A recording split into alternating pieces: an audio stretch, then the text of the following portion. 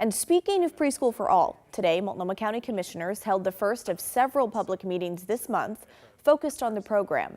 Today, they talked about adjusting the tax that funds it.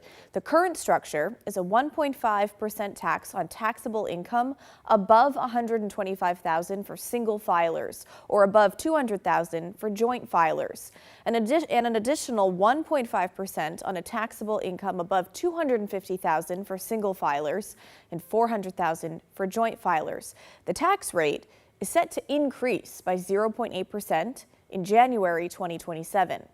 Now, since the Preschool for All tax is relatively new, it started in 2021, the thresholds have not been changed. Commissioner Julia Brim-Edwards is proposing to index the tax to inflation starting next year.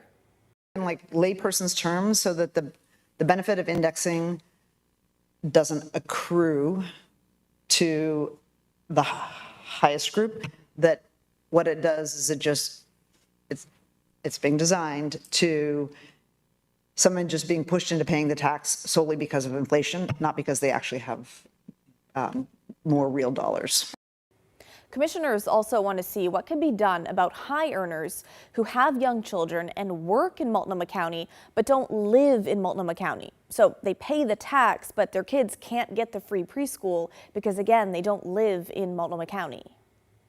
Could we just open Preschool for All to payers who don't happen to live in Multnomah County but work here and are paying the tax?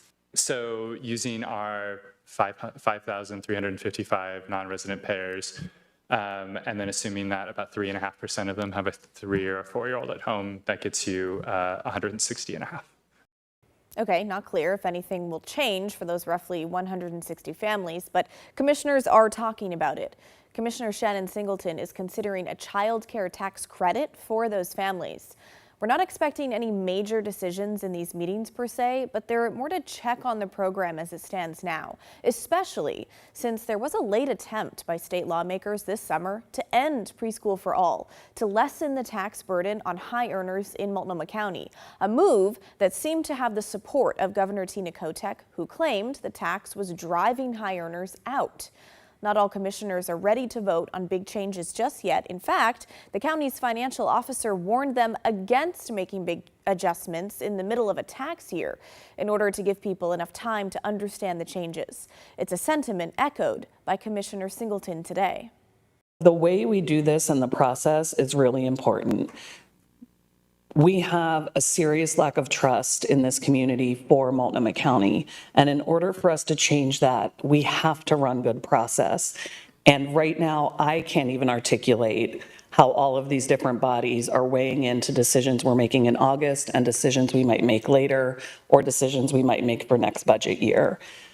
We've got to figure that out and be able to articulate it not only for us as board members, but for the community.